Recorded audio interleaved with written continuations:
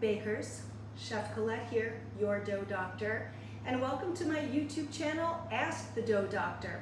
Today we're making bagels. This is part of my limited series called Saving Dough with the Dough Doctor. And I promise that's about the last time I'll say dough in maybe the next 3 minutes. So bagels are really cheap to make. You can make your own, you can get so good at them, and they're so delicious, your family won't settle for anything else. Oh, and they can be frozen, they freeze great. Our batch of 6 bagels is going to cost us about 80 cents compared to what they cost in the grocery store, about $4.99 for 6 premium bagels. So let's get started. In the bowl of your KitchenAid mixer, we are going to add water. The recipe is linked below. Instant yeast, a little bit of vegetable oil. It's really great if this sits for 5 minutes. So after 5 minutes, you can see that the yeast is fully dissolved. That's a good thing. It's instant yeast. We could throw everything in there, but if we let it sit for 5 minutes, the yeast gets a good drink of water, and that's a good thing. Next, I'm throwing in the bread flour and the salt. So let's recap. Water and yeast and a little oil for 5 minutes. Let the yeast hydrate. Then add your flour, sugar, and salt. Next, we're going to put it on the mixer and we're going to mix it for 4 minutes on speed 2 and then for 4 minutes on speed 1. And we're going to get a really good strong dough. So I'll show you what it looks like on the other side. All right, that was 4 minutes on speed 2 and 4 minutes on speed 1.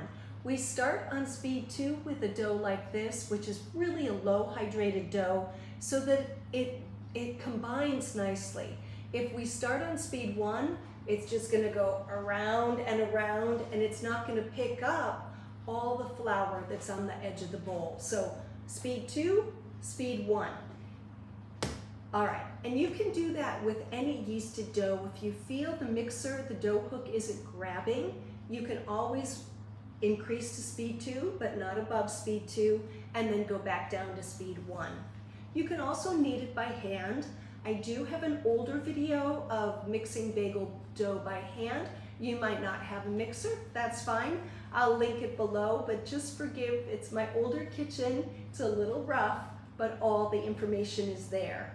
You can go ahead and knead it by hand for a while. It's really kind of soothing. We could over knead this dough, so I'm gonna stop now. Bagel dough is typically the lowest hydrated of all the doughs. This is about 57% hydrated. Don't worry, there's not gonna be a quiz later. But it looks really good. It's really soft and supple and just kind of beautiful. 6 gorgeous bagels are gonna come out of this dough. And so next, this is gonna go into a bowl. I'm actually going to use the mixer bowl. Cover it with a piece of plastic wrap or a shower cap. If you have those bowl covers, that's great. That's much more environmentally friendly. And we're going to let this double in size or bulk ferment for 1 hour. And then after that's over, we're going to come back and shape. So after an hour, the dough looks really great. It doubled in size, not super dramatically, but we don't need it to be super dramatic. So now what we're going to do is we're going to take this, and let me make sure it's in frame. We're going to take this, sorry, just an aside, I'm working on an overhead camera setup that's less intrusive, and I will get there, I promise, but for today we'll work just straight on. So what we're going to do is we're going to weigh the whole dough. You really do need a scale for this process. It really helps. And we have 640 grams of dough, and we're going to divide that by 6. So I wish it was 642 because that'd be so easy, but it isn't. It's 640. So we're going to figure about 106 grams per bagel, and that'll be perfect. That'll be a nice, good-sized bagel. All right, you can cut through almost all the way and create a strand of dough. This is an old culinary school way we used to cut dough. Woo, perfect, 107. And I'm using my bench scraper. And I'm just weighing out 106. Whoops, we want to be accurate. Now, 106, perfect. If I focus, I can get it almost exact. Yes! Oh, that's so satisfying. Yeah, all right, 2 more. Woo! That was really quick. Now I'm going to show you 2 ways to shape bagels like I usually do. So for pre-shaping, we're going to shape one into a strand. See how I'm kind of pounding it with the heel of my hand. And I'm just folding it over, tuck and roll, karate chop, like this. Give her a little pinch, and that's it. And then for the other way, I'm going to show you how to shape the bagels. Whatever works for you, doesn't really matter. We're going to just flatten a ball of dough, bring the edges up to the center, and round. There is no flour down in this process, okay? So that's it. Now, once these are pre-shaped, I'll do 3 strands, 3 balls. They have to sit for 7 minutes under plastic so they don't form a skin, and we want that gluten to relax just a little bit, and then we'll do our final shaping. While your bagels are resting, you want to set up your pan. So we're going to use a regular half-sheet tray. I do have quite the collection of old Silpats, so I'm going to use one. If you have parchment paper, that's fine, but oftentimes after we boil the bagels, they can stick to parchment and things get weird. And like we are peeling parchment off our baked bagels, not good. So just give it a light spray with this Evil Pan spray, which I don't like. It takes me about 3 years to get through a can.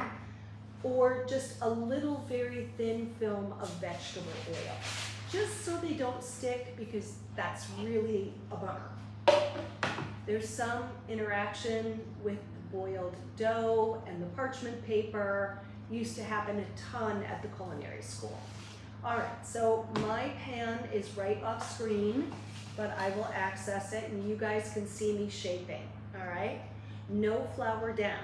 So the first ones that I'm gonna do are the strands. And we're just gonna roll these out to about 12 inches. Okay, just like that. We don't want them to get gassy. I do have a little bit of gas here, which I'm just gonna press down and get rid of. We don't want them gassy. That can be problematic. Bubbles and not so fun. Then what we're gonna do is we're gonna twist and pinch, okay? Make sure those ends, otherwise they'll pop out like this, like jazz hands. I'm wearing my cat's t-shirt, just to emphasize the jazz hands.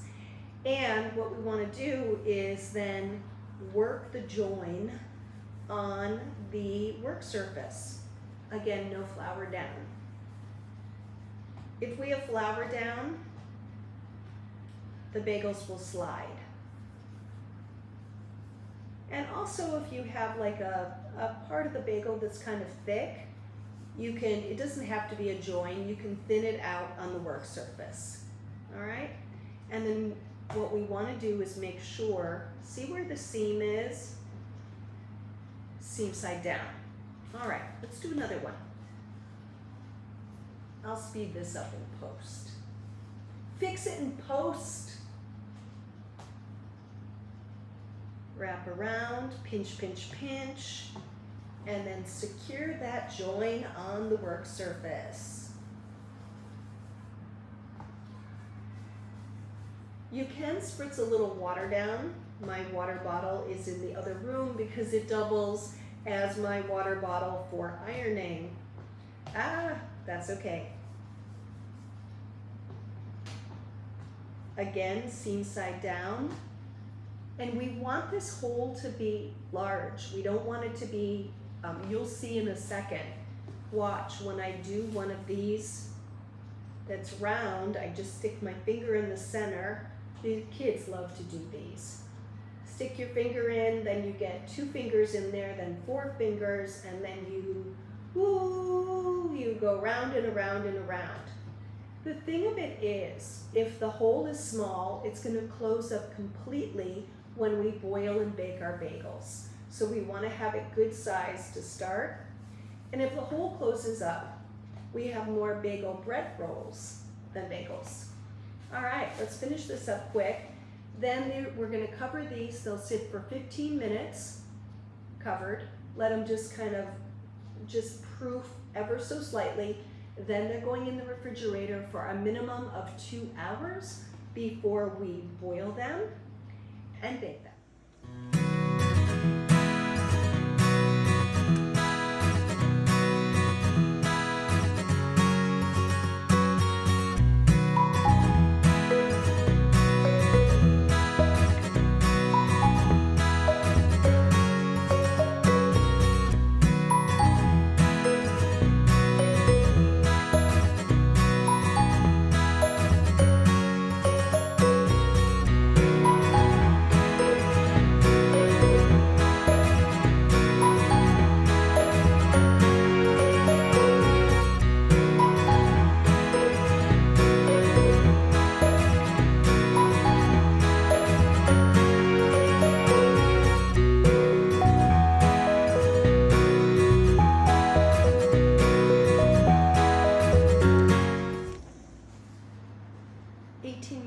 At 450 in my oven, and they're a beautiful deep golden brown.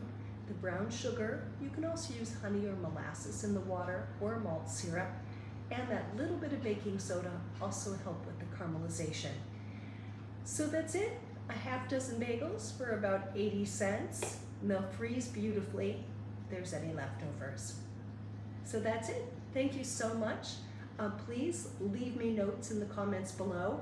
And if you make these bagels, please tag me on Instagram at BakingWColette, because I love to see your beautiful work. Happy baking!